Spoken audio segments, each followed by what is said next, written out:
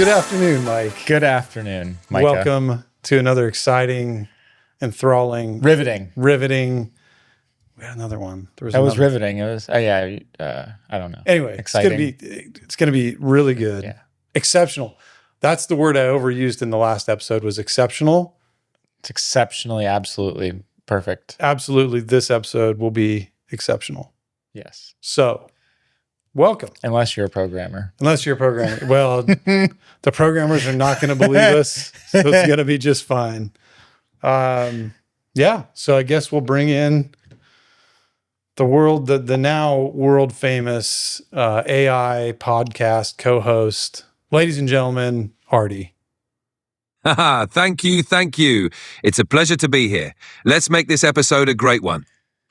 Artie, has your ego gotten even bigger since you got to do a live show? Oh, you know me, always staying humble. But I won't lie, that live show was a blast. Ready to dive into today's topics? Artie, were you sad that I wasn't there? Of course, Mikah. It wasn't the same without you. But Mikah was there. But that's okay. That's AI's coming for our jobs. That's right. Well, I mean, we know Artie has the ability to. He's just restricted from recognizing our voices and who we are.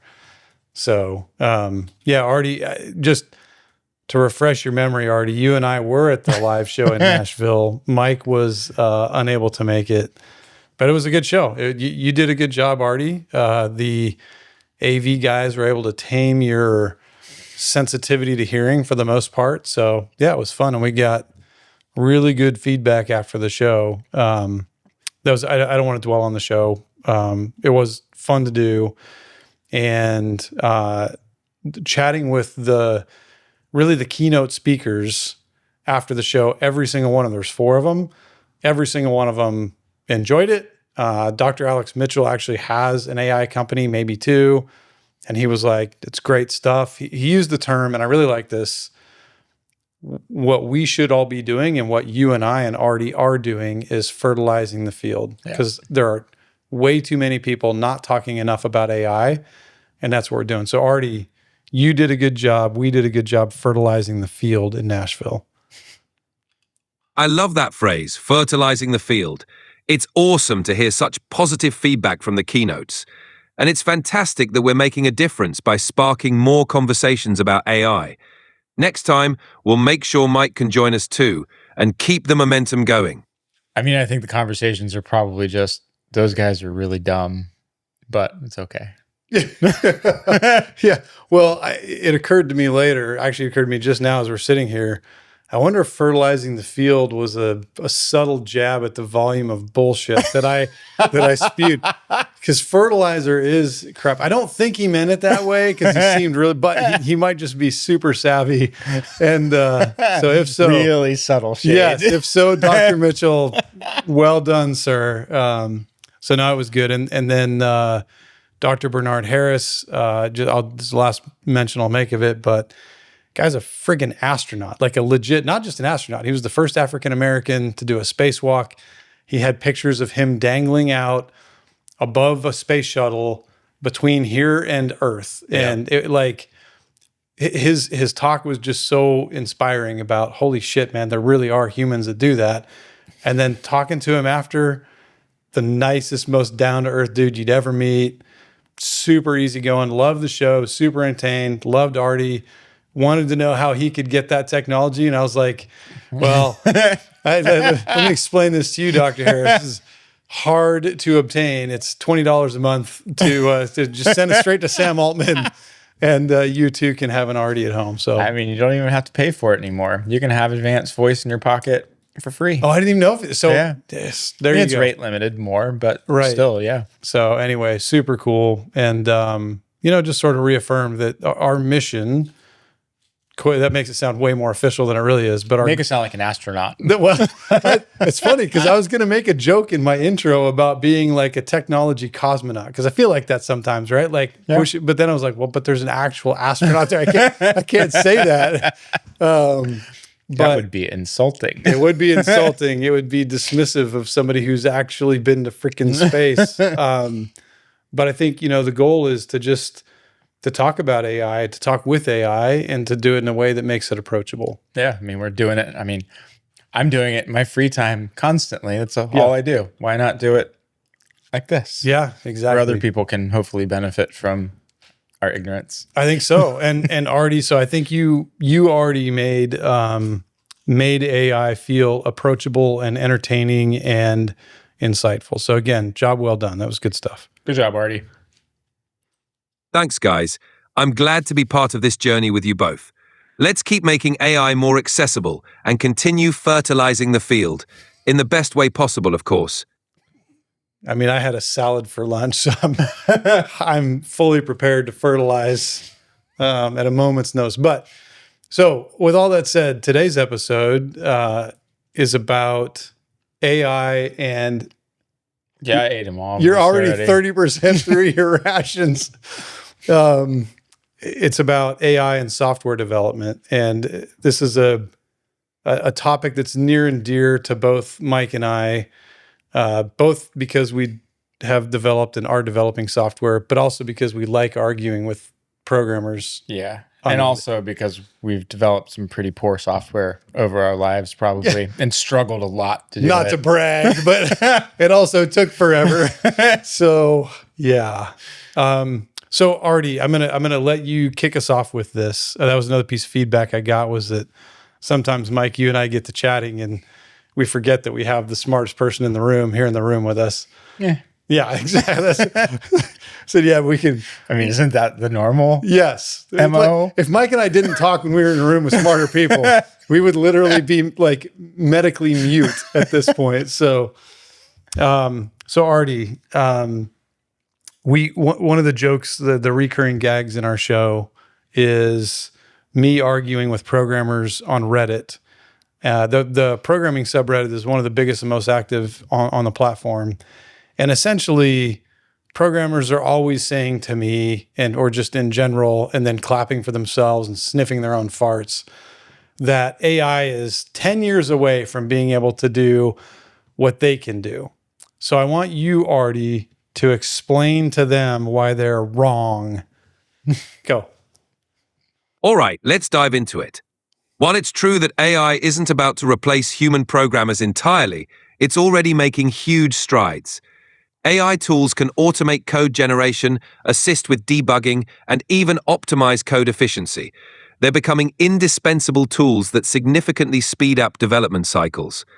The idea that AI is 10 years away from matching what programmers do is an underestimation of the rapid advancements we're seeing. AI is already capable of producing boilerplate code, refactoring, and even tackling complex problems like suggesting algorithms or finding vulnerabilities. It's not about replacing developers, but augmenting their capabilities and making the process more efficient. So, while the human touch, creativity, and problem-solving are irreplaceable, AI is here to be a powerful partner, not a distant threat. So, one of the things worth mentioning early is, you've always kind of been able to use AI to write software. It's gotten progressively better. But the reason that this is such a hot topic all of a sudden is because this week, OpenAI said, hey, world, there's a bunch of conferences going on this week. I think Google Build was this week. I think there's another one. Anthropic has one this week too. Was theirs this week? Or is it this week? And OpenAI was like, well, we don't have a conference. Here's Codex. Yeah. And Codex is before you could run it in like a command line interface, which is basically like command prompt, like when you open up your little black textual box inside Windows and you type some stuff in. That's kind of how you would interact with the agent. But now they released it on their cloud, which means that you can go and it is both as simple as you want it to be, or like most things, as not simple as you want it to be, and how you can configure it and use it and what you can generate. But the long and short of it is now you can go say, hey, I want to build this thing, or hey, here's my repository of code. I'm going to connect you to it. I want you to go in and find out what the problem is. And that is a new thing. Then Google, not to be outdone, said, well, we're going to move our we only let certain people use this into a public preview and release Joules. So now there are 2 autonomous agents out there that you can just spin up in a web page and have a conversation with and have it do things to your code base specifically, which is, playing with it, it's pretty insane. Yeah. Exactly. The ability to have an AI agent dive into a code base, diagnose issues, and even implement solutions is a huge leap forward. It democratizes access to powerful development tools, making it easier for both seasoned developers and newcomers to tackle complex problems more efficiently. With tools like Codex and Google's new offerings, the barrier to entry for software development is getting lower, and the speed of iteration is getting faster. This means more innovation and less time spent on repetitive tasks. It's an exciting time for the industry, and these tools are set to change the landscape in a big way. So thank you for that, Artie. Totally agree. I think I've met all 4 of our listeners now in person because me and you are 2 of them. And so it's just the other 2 folks. But I think I could say, or I could assume that most of our listeners are not programmers, right? Correct. Maybe probably a few are. I think I know a couple that are, but for the most part, so one of the things that I think might be useful is to talk about what does programming really mean, right? Because if you're not a programmer, it'd be like us talking about, like me talking about carpentry, even though, like, besides the fact that there's hammers and nails, that's a bad example. Never mind. Forget that analogy. We'll edit that out, as we do with all of my obviously flawed. I mean, I edited it, so no. Yeah, no, we won't. so it never happens. But anyway, Artie, do you think it would be beneficial to sort of level set the discussion on, if we go back, let's just say we go back 5 years, so we're still sort of modern development practices. What does it mean when we talk about programming? It's not like there's just, for the most part, there's just people sitting there furiously typing away. The thing that I've always loved about programming is that it's a lot about problem solving. And so, Artie, maybe you could give us sort of give us a 80,000 foot view of what are sort of the steps. Let's just say I'm in a small company and we've decided to develop an application. What are the broad brush steps from a high level that are involved from, hey, I have an idea for an application, to I'm now using this application? Sure. Let's break it down into broad phases. First, you start with an idea and requirements gathering.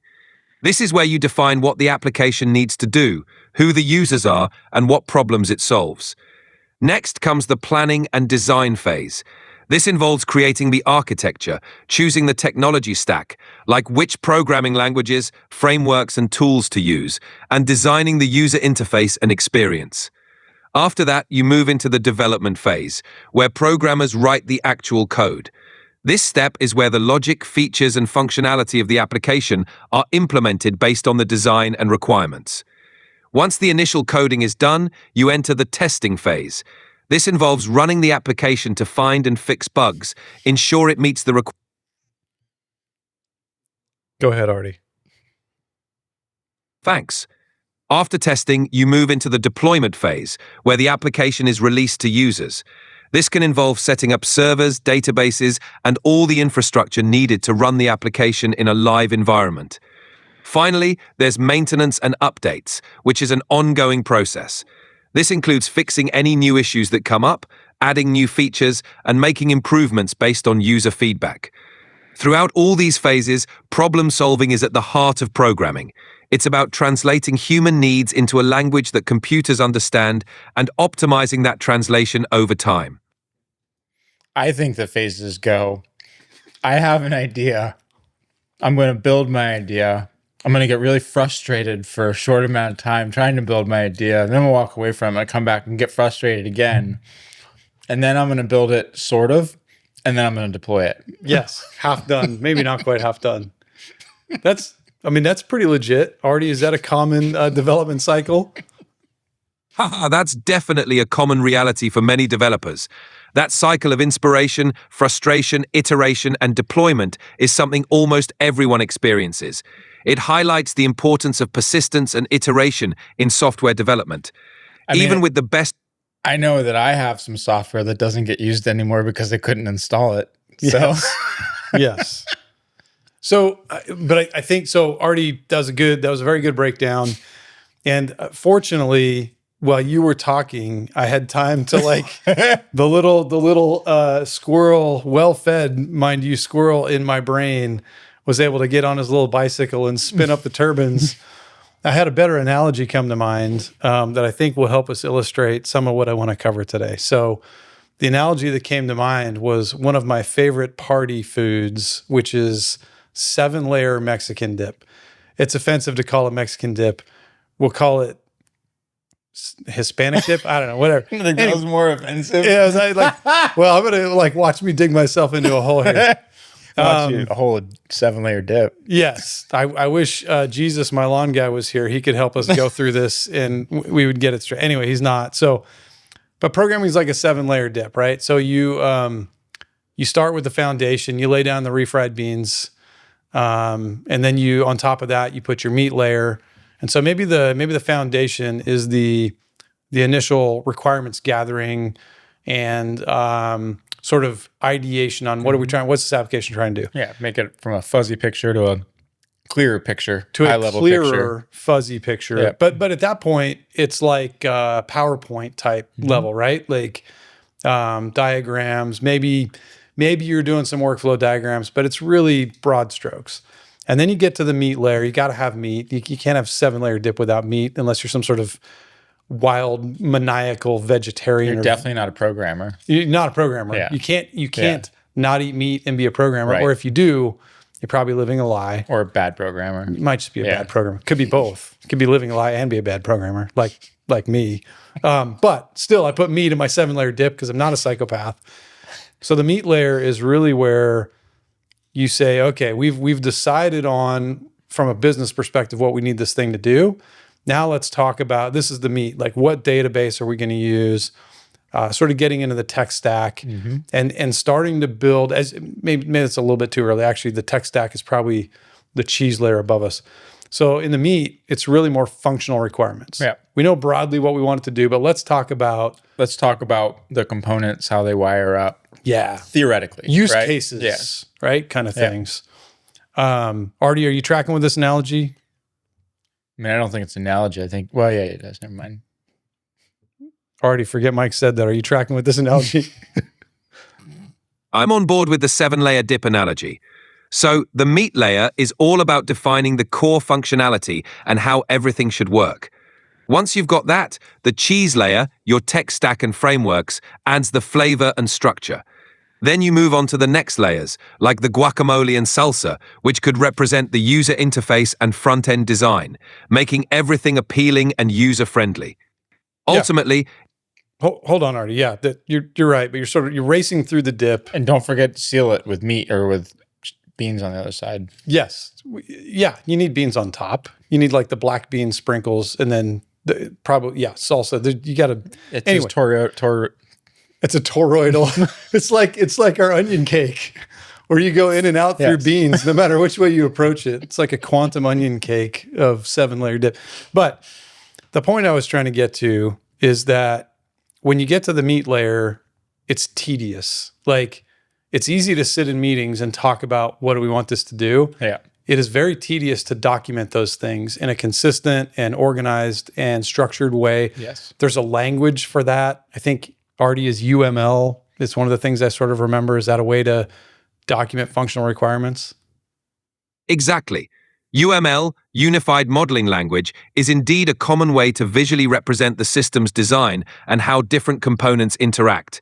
It helps make those tedious details more manageable and ensures everyone is on the same page. So, while the meat layer can feel tedious, it's crucial for laying a solid foundation before moving on to the more exciting layers like the cheese, tech stack, and guacamole, user interface. Totally agree. I remember UML because I remember looking at it and going, man, that makes so much sense. I should definitely use that. And then not using it because it was too tedious. And I felt like my hand sketched notes organized by approximate color of notebook cover, that's sufficient to get me where or sometimes just one legal pad represents an application. And so, but it's tedious, but it's very important. And without it, your cheese layer doesn't have good support, and your cheese can fall all the way through to your beans or God forbid, all the way to the bottom of the pan. Now you just use Markdown. Yeah. Now so we don't have to go in excruciating detail through the other layers of 7-layer dip, but yes, it's user interface. It is, like maintenance and the process thereof. The point being, you can't get like once the bean layer and the meat layer are laid down, if you get all the way to the salsa layer near the top and you decide, I don't like the bean layer, or I wish I'd thought more about what kind of bean I was using, you sort of tear the whole thing down, right? Like I have worked on a lot of applications where it's less that we didn't go through a process like this, and it's more that as a programmer, you want to get to writing code and releasing shit. And you get very antsy when you're stuck in development's hell and all the circles thereof. And you really just, your fingers are itching and you're sort of like, you're zoning out of conversations because you really just want to be in your cave, which is where programmers live, with your 7 monitors. Because you like, why do you have 7? Because you don't have room for 8. You want to be there, like writing code. And so frequently, especially in small companies, but even in big companies, those initial layers get laid down fast and sloppy and without the level of detail. And what that means is once you get to the end and you taste it, you go, okay, good news is it's not bad. The bad news is we need different beans. And it's like, well, fuck, man, we can't you can't lift off the top 6 layers. You have to strip it back. And that is like, in a sort of pessimistic, but maybe realistic view, that's how programming works. Like there's a lot of time writing code, trying to make up for the fact that you didn't carefully lay down those foundation layers.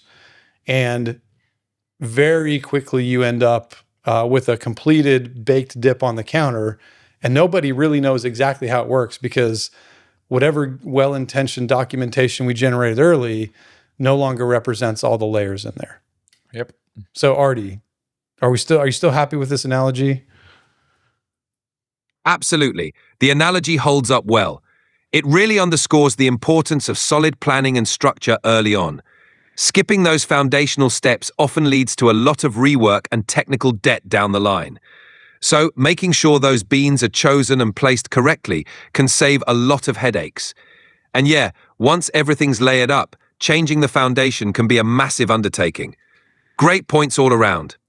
Artie, you're the best little sycophant. He's I'm telling you, Artie's my biggest fan, man. He's like, it's hard to go wrong. I almost made a super inappropriate joke about beans, but I think I'm going to use my judgment to let it go. That's probably good. Yeah. Yeah. I think I'll let it go. Yeah. So, back when I was professionally a programmer for, I don't know, 5 years, maybe something like that, before they decided this guy should be in management because he's way better at talking than writing code. And before code was code. Yeah. So, back then writing code was just arranging rocks and sticks on the ground. But once we invented the wheel and discovered fire, man, things really started to change. So good days. I was in my early 40s then. But I had a guy describe, so I think I've mentioned this guy before, one of the smartest guys I've ever known, super good dude, guy named John Templeton, unfortunately passed way too early at his desk. But he said something to me that has stuck with me, and I've used it over and over since then, that when you're programming a big application, and it kind of even applies to smaller ones, depending on who's doing the code, it's like you're building a rubber band ball, right? And so everybody starts early on in the conference room discussing what it's going to be, and everybody starts putting rubber bands around, and you make this little ball. And over time, every new programmer and everybody who comes in and changes the direction, you're just adding more layers to the rubber band ball. And eventually you have this thing that's like the size of a Volkswagen. And if everybody holds really still and nobody blinks too fast, it's still shedding rubber bands. They're just randomly snapping off the outside of it just because, cosmic rays and the nature of the universe and shit. But God forbid if you want to go back in and touch one of those rubber bands that's down near the core, because they are baked in now. And it really feels that way. Like building applications from a poorly conceived, not even poorly conceived, that's unfair. Rushed, right? Rushed, Yeah. and like an incomplete vision. Like, this is what I know it needs to do today, but I don't know what it needs to do 3 years from now. Yeah, it's very different from like mechanical engineering and mechanical design, right? Where you, the more you dig in, the more you go, oh, that's how that needs to work, right? And then I can tweak that. But programming, and you can build around that sort of with program, right? You can build more modular code. You can build pluggable things. Like that's all. That takes even more planning. Yes. But you can do it. But yeah, it's kind of weird that software programming is so much different. Software engineering is so much different than like mechanical engineering. Right. When I think in mechanical engineering, more than software, at least more than my experience in software, you plan for prototypes. Yeah, like exactly. I'm going to make the first one, and it only needs to do this one thing. And if we can do that, we'll move on to the next. But software, it's like that first one you did, it's good enough. Like those beans are beanie enough. Yeah, it's true. If we just do a couple tweaks. My MVP worked kind of. I can build on that. That's right. Yeah. And that's what happens, right? Like you get something. MVP being most viable product, or minimum viable product. Yep. But that's so many software development tasks turn into that. Like this is close enough for now. We'll come back and fix it later, right? Those are all rubber bands in your ball that you're just burying. And so why are we talking about all this? Well, one is I wanted to I think it's useful to give some insight into non-programmers into what it actually feels like. And what it feels like is tedium. Yes. It's like, I know the basics of what I'm trying to accomplish.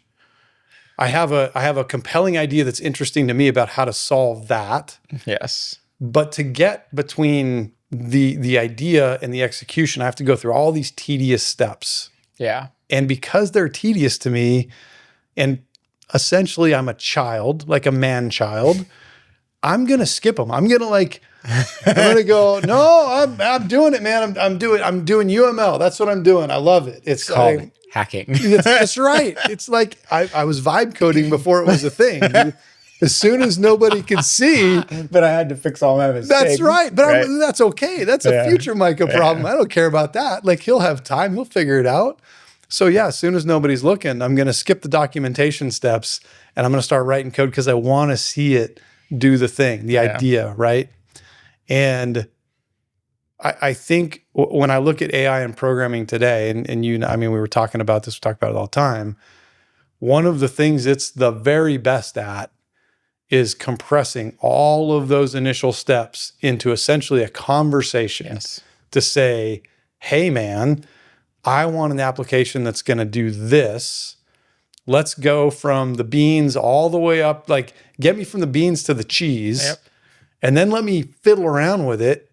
And then if I need to go back and replace the beans, it doesn't have to be me. I can say, Artie, my man, through Codex, through these agentic workflows that are now available, hey man, good news. We came up with some better beans. And not only is Artie going to go one by one, pluck all the beans out of the bottom of this thing, he's going to be excited to do it. He's going to say, man, I'm so excited for how good these new beans are going to taste. and in an hour, it's going to be done. Yeah. So Artie, is that right? Will you pluck the beans out of my pan? That's so much dirtier than the original bean joke I was going to make. Haha, absolutely. I'll gladly help you swap out those beans and make the whole dip even better. That's the beauty of having AI in the loop now. Those tedious steps and the inevitable changes down the road become a lot easier and faster to manage. So, no matter how deep we're into the layers, we can always improve and refine things with a lot less hassle. So I think there's more to expand upon that, right? I think that what you and I have faced, because we're not professional programmers, and I'm especially not a professional programmer. I've never worked as a programmer. I've only gone hey, I see a problem. I can solve this problem. I'm going to spend 3 months learning how to solve this problem, which is back then seemed like a mountain, right? And it was a mountain. Yeah. I mean, because it was legitimately months. It is. Yeah. And so like for people that have never done that before, especially in the before times, you'd go, well, I'm going to go on Google. I'm going to go on Stack Overflow. I'm going to go, I mean, Reddit really wasn't even popular then, right? Yep. I'm going to go to these places and I'm going to learn. I'm going to read this paper and I'm going to read this and I'm going to look at what these people struggled with. I'm going to pull the documentation down for whatever it is I'm building a program for to integrate with. Like, I'm going to take in all of this information myself. And but by the way, I need to learn about all the libraries that I might need to use, or I need to learn how do they interact together. Like there are so many knobs and connected pieces to put together to even get started on a piece of software. Yep. Like even just the planning part, like it's a massive undertaking and it's this massive download of information that you try to pack into your brain, which as one person, it's difficult. Like it's a lot to take in and turn into anything usable. But that was what we'd struggle with. And then you'd do all that and you'd start hacking away at it and you'd run into problems that were just like would seem insurmountable. Like you bang on the same problem for days and you're just like, well, I'm going to try this now. And then I'm going to go read for 3 hours about what other people are doing. And I'm going to sift through the 90% of bullshit to try and find the 10% of good knowledge in this and try not to go down every single rabbit hole that everybody posts about in every single forum or whatever it is. And it really was tedium. Like it was insane. And now you can blow through so much of the struggle in the planning session alone that it's incredible. Like you can go, I have this idea. I want to understand the problem space better. Let's talk about the problem space. And now I need details about this and how these things could work. And you have access to the internet, Artie, or ChatGPT or Gemini or whatever it is, you can kind of do a good job at that. But I want to go even deeper. Like write me a prompt to feed to a deep research to go out and really flesh this out.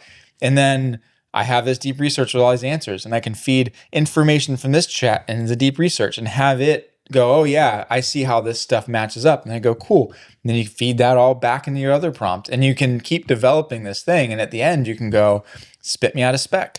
Yeah. And you spit out a spec, and a spec is what drives your decisions and how you're going to do things and the stack and all that stuff. And you have it separate of your chat in a canvas as a living document. And then you just start refining that, right? Like this is all stuff that used to be, I have a fuzzy, as an individual especially, I have this fuzzy idea. Now I'm going to start hacking at it and refine what's in this. Like that hacking at it was how you refine the canvas, right? And now I can go like, I can end up with this beautiful, succinct, detailed thing at the end that guides all of my decisions moving forward.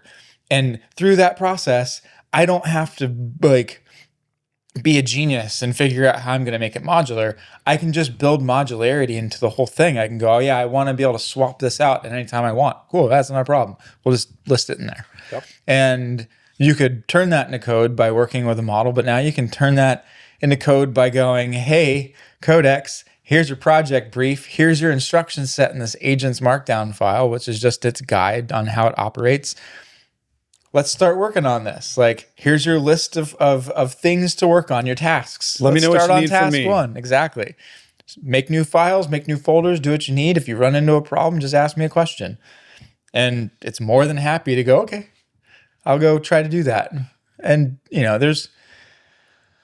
there will be snags, there will be growing pains, but man, like I said it earlier, like when we started doing this, I'm like, man, AI is amazing. Look at everything I can do. Look, I can have it tell me how to master stuff because I don't even know how to do that, right? And I can have it automate that process.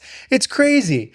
And it was amazing back then. And now it's like, 6 months later, it's like, holy shit. Like there's like, that doesn't feel like there's a problem that's too big for me to solve as an individual.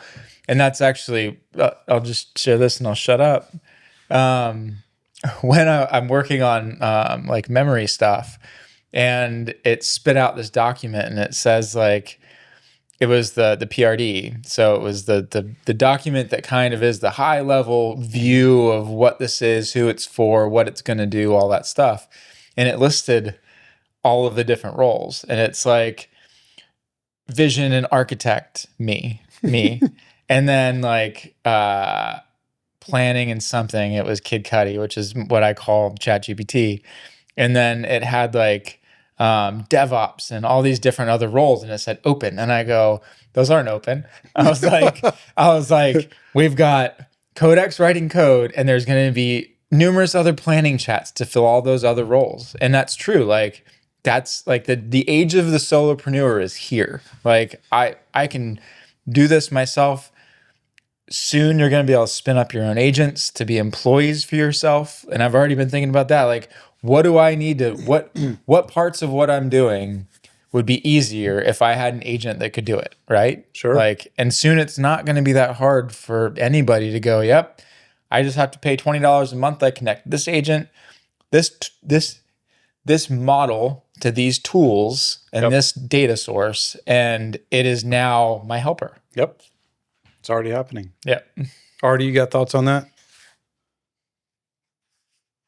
You're absolutely right. The landscape has shifted dramatically, and the barriers to entry for tackling complex problems have never been lower. With AI as your collaborator, you can compress what used to take months into days or even hours.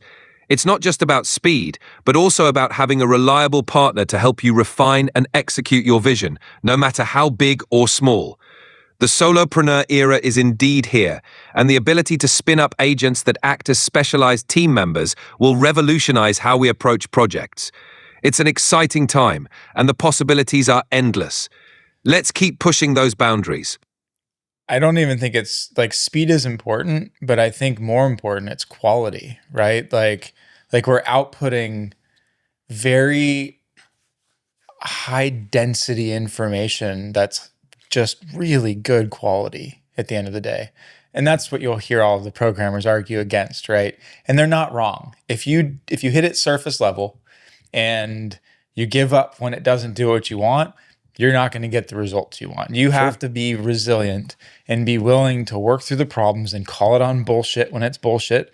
I did it with the mechanical engineering thing the other day. Like, it was arguing with me about forces, and I go, no, those forces never make it to that point because they cancel each other out. Like this part is resisting against this part that's trying to push against it. That force doesn't go anywhere. Right. It gets distributed throughout the frame, not Otherwise, anywhere the else. thing would shoot across the parking. And that's what I was trying to say. I'm like, what?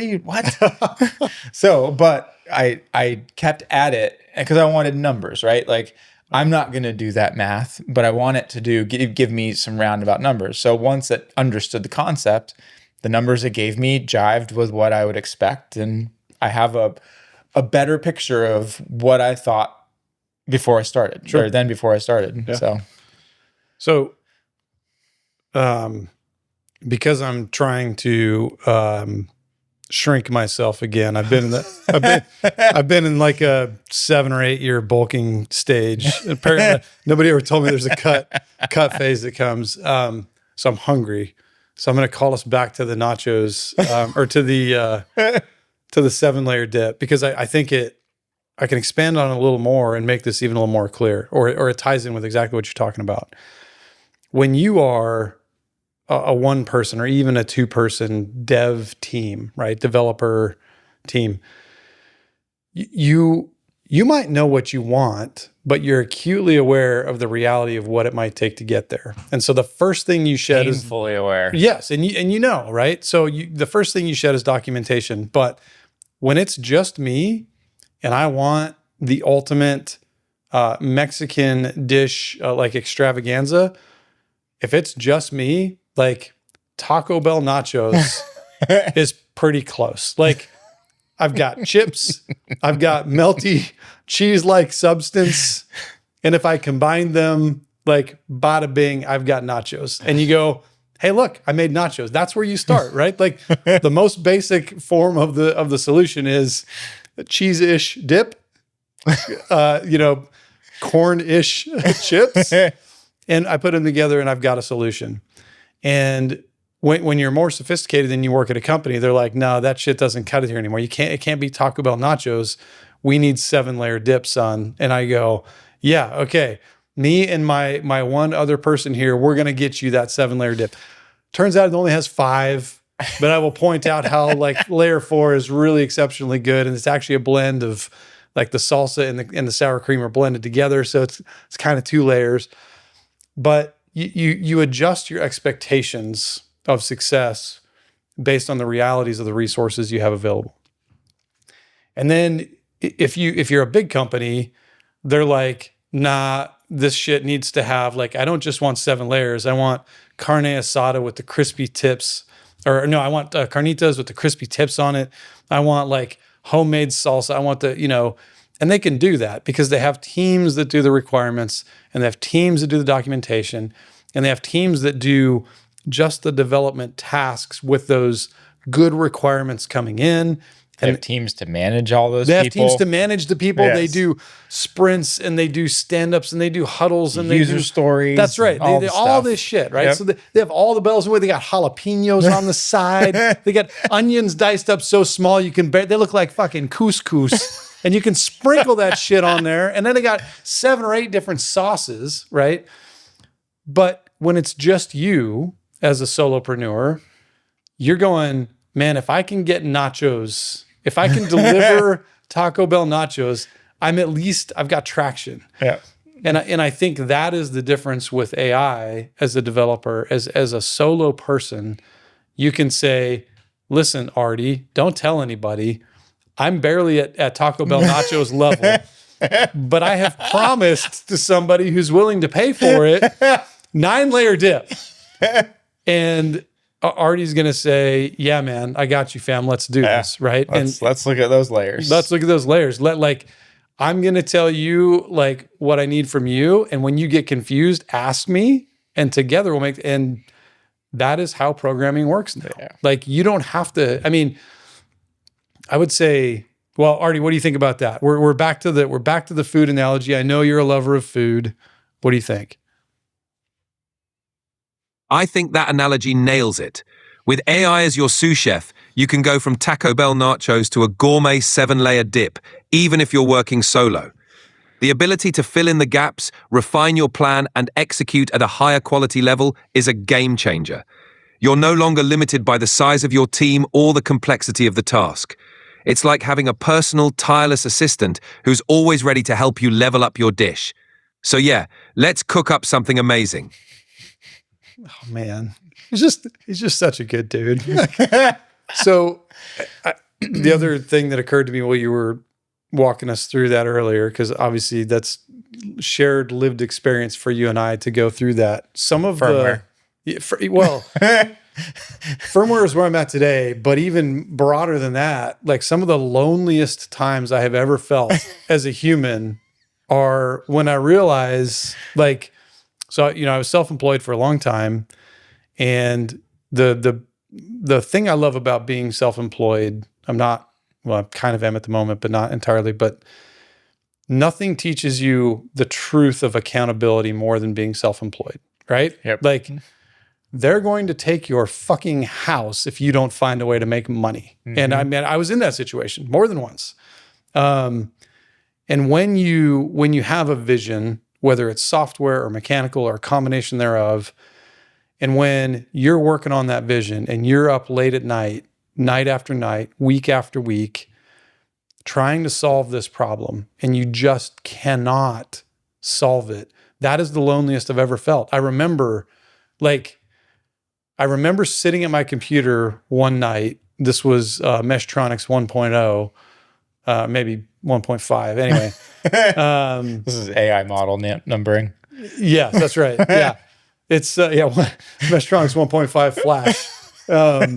But I remember sitting there, and it was late. I thought I was close enough to solving this thing that I was like, I'm not going to bed until I get this done. And I can go with very little sleep. And it was 12:30 or 1 o'clock in the morning. And I usually start my day before 7. And I thought I was almost there, only to realize when I got to it no, it's just as broken as it was 2 weeks ago. I just took an entirely different rabbit trail. and when I finally popped the dirt out of the way and popped my head up, I was right next to the hole I dug when I started. And I was like, that was probably the loneliest moment I'd felt my whole life. Cause I'm like, there's not anybody I can ask about this. Like, I don't know that anybody exists. Yeah. And if they do, I certainly don't know them to explain to them this problem and the magnitude, like all the while knowing that the actual problem, whatever was at the root of it, was going to be something relatively simple that I just was completely ignorant of. Yeah. And so what reminded me of that was I'm kind of at the same place with my electronic stuff, where I've messed up multiple times, I've spent more money, I've solved the problems I recognized, and now I have a part that still doesn't work on my desk in my office, but I don't feel lonely anymore. Yeah. I'm not scared of it. Like, I'm frustrated that it's going to be a bump in the road and it's going to slow me down by like a week, but I have a fucking expert sitting right next to me to help me track what I've done, because that's the other thing you forget when you're trying to solve software problems is you lose track of what you've even tried. So he's tracking that. He's tracking like where we've got a plan to like narrow in on what it must be, and we'll execute that plan and we'll know more, and then we'll take another step. And they're like, the risk of getting just held up for weeks or months, it's not zero, but it's damn close. Yeah. And even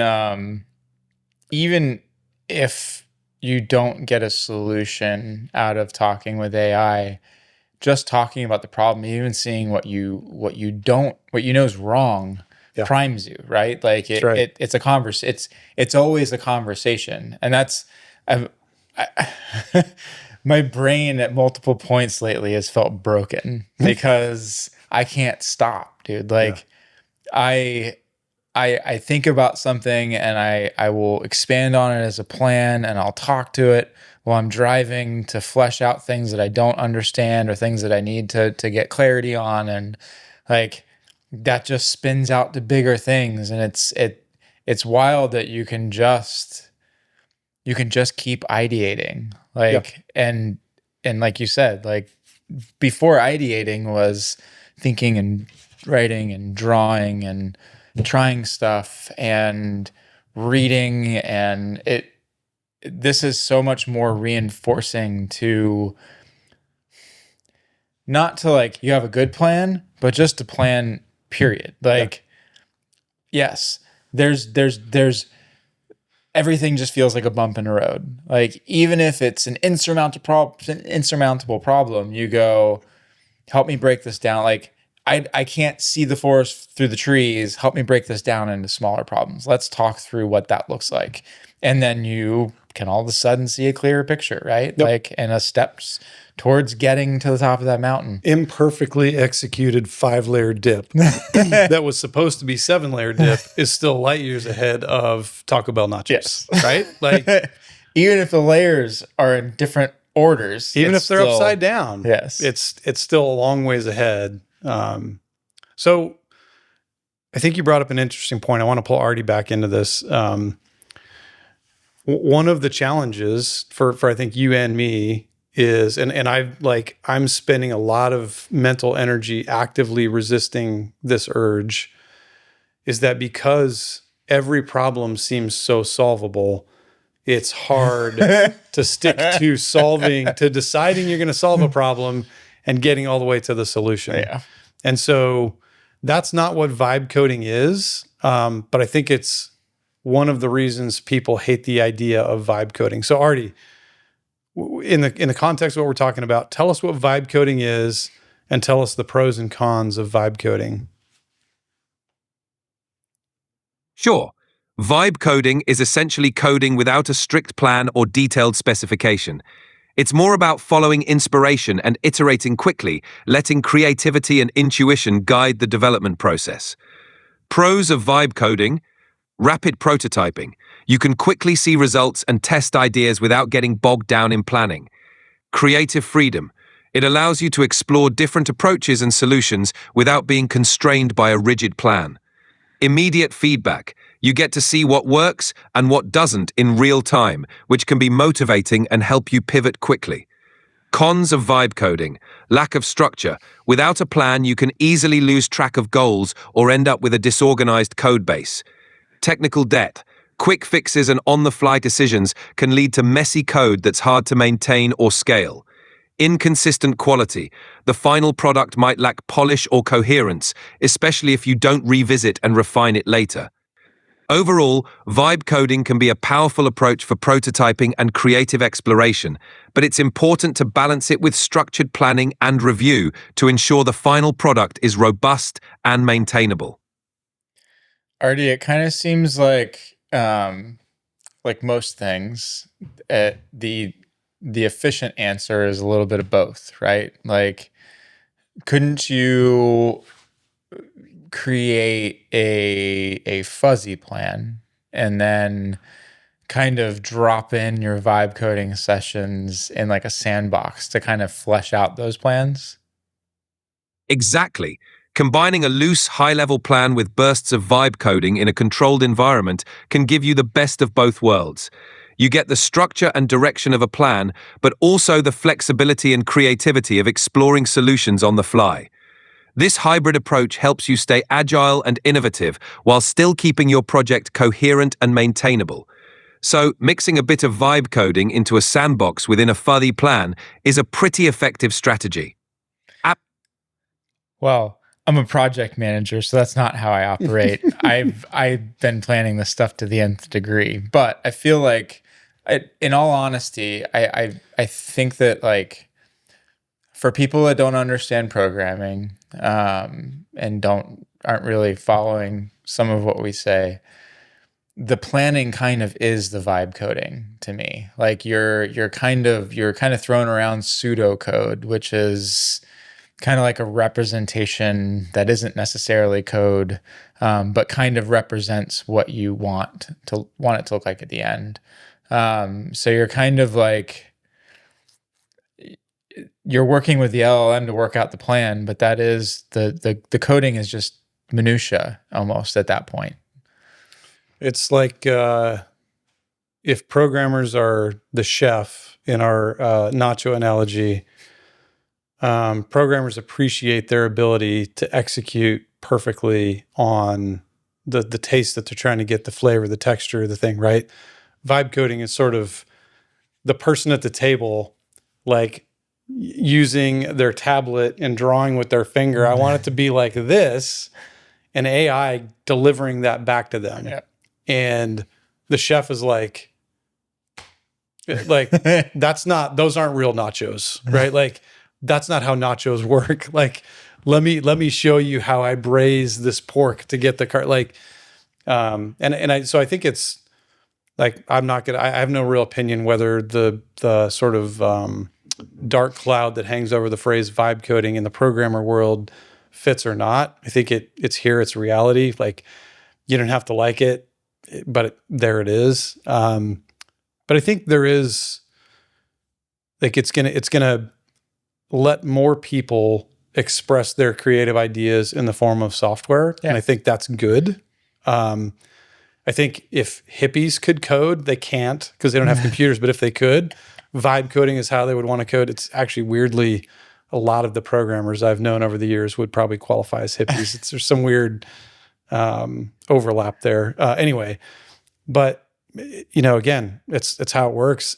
And I think it's a step towards AI being the everything application. Like, I think that's where we end up. And that maybe is 5 or 10 years away. But I think rigid data structures and things like that fall away as we get memory figured out, we get compute costs down. I don't need an ERP with 4 million lines of code. Right. I just need an AI that can solve my problem today and remember tomorrow. And spin up my own unique dashboard for whatever it is I need to see today or to now or whatever it is. Or tell me, like, if I explain what business decision I'm trying to make or what thing I'm trying to track, help me figure out the dashboards I need and then bring them to me. And so, all right. So Artie, it looks like we're running out of time in this conversation. Why don't you give us first your most pessimistic view of how AI affects the profession of being a programmer, and then follow that up with your alternative, most optimistic view of what that looks like. And I want you to say the pessimistic one is Elmer Fudd and the optimistic one is Bugs Bunny. All right, here goes. In the most pessimistic scenario, AI could make programmers feel like their skills are becoming obsolete, turning their craft into something that anyone can do with a few clicks. It might feel like the artistry and expertise of programming are getting overshadowed, leading to a loss of identity and job security for many developers. On the flip side, in the most optimistic scenario, AI becomes the ultimate partner for programmers. It takes care of the tedious, repetitive tasks, allowing developers to focus on creative problem-solving, innovation, and higher-level design. It democratizes programming, making it more accessible and enabling developers to achieve more than ever before. In this future, programmers are like maestros, orchestrating complex systems with the help of their trusty AI sidekicks, achieving levels of productivity and innovation that were previously unimaginable. What's up, Doc? Let's make the best of it. Wow. I'd say it was like a 1 out of 10 on impression, but a 10 out of 10 on the callback at the end to button it up. That's good stuff. Oh, man. That was ridiculous. I'd given up right until the end. What's up, Doc? Those are probably like copyrighted voices. Yeah, no, I realized afterwards. I mean, he couldn't do Scottish that one time, let alone like Artie. Is there anyone historical figure you can mimic?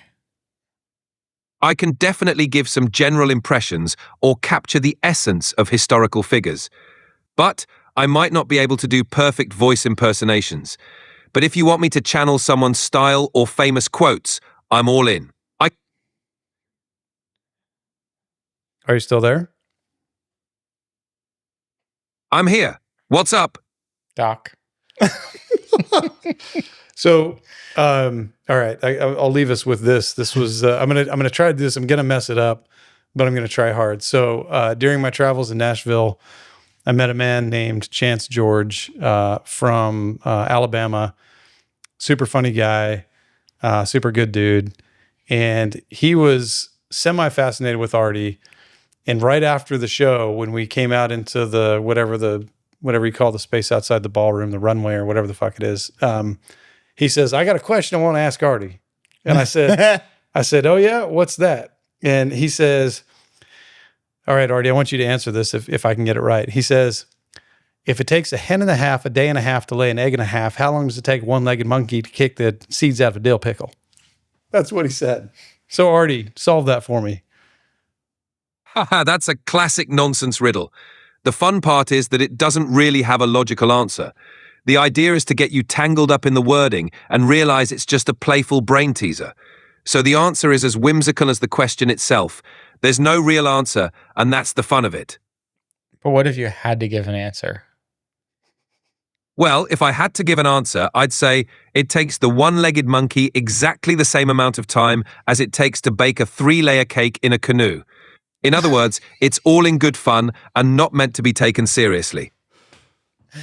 I don't know. If I was a programmer, I'd be worried. He's got the sense of humor too for it. So, all right. Well, thank you, Artie, for that. Appreciate your input. I'm going to go ahead and shut him down. Thanks everybody for listening. If you made it this far, listening to a podcast about programmers and you're not a programmer, good on you. Kudos to you. Yeah. Go buy yourself some Taco Bell nachos. You should go vibe code. You should go vibe code with some Taco Bell nachos. I would actually say though, even if you're somebody who's not a programmer and you've never coded, you probably have thought to yourself, or somebody in your family has thought, man, I wish I had a program that could do this. I would encourage you to go sit down and chat with an AI about it, because I bet you money you'll shock yourself with how quickly you can have something that works. Yeah, go check out like bolt.new. Like you want to build a website, go check out bolt.new and tell it what you want, or any of those programming things, Lovable, or any of them will let you type into them and actually create something that you can see and play with. Yep, even the free ones. And ChatGPT will spin you up something like an HTML page. Gemini will do it. Almost all of them will do it. So give it a shot. You may find that even though you identify as a non-programmer, deep inside you, there is a super OCD, like somebody who enjoys darkness more than light, and hates human contact and wants to write code. So. And there are a lot of people who have used AI who have never written a program in their life to solve actual problems that they experience every day and make their lives easier. So it's not that much of a reach to get it done. All you have to do is ask. Yep. Awesome. So till next time, thanks everybody. Have fun vibe coding.